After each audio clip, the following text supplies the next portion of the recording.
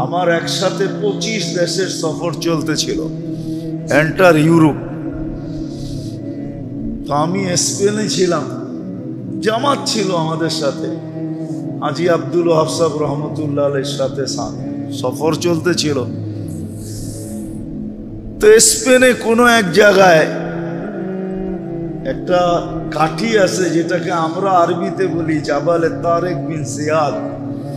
যেই পাহাড়ের উপর দিয়ে তারেক বিন জিয়াদ স্পেনে ঢুকছিলেন, যেটাকে আলজাবরা বলে, ওইখান দিয়ে সমস্ত জাহাজগুলা ঢুইকা একবারে ইসরায়েল পর্যন্ত যায়।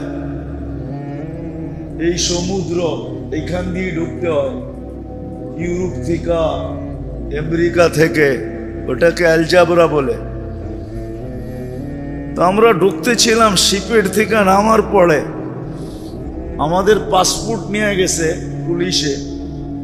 কয়েকদিন আগে একটা অঘটন ঘটে গেছিল স্পেনে, তো আমাদের পাসপোর্ট সবার নিয়ে নিছে।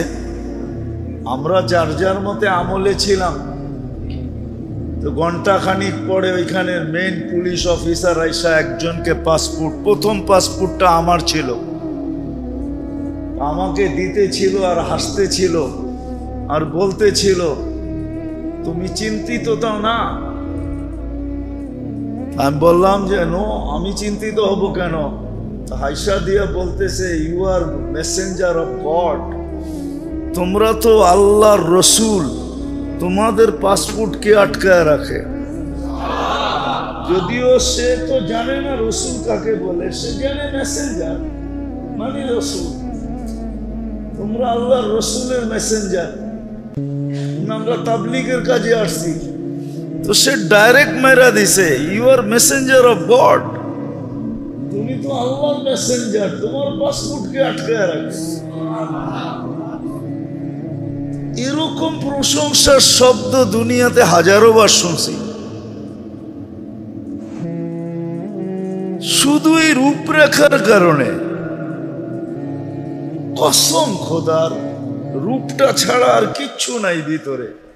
আমি তো আমাকে চিনি না, শুধু রূপটাই আছে। রূপের কারণে। যদি বাস্তব থাকতো তাহলে কি হতো?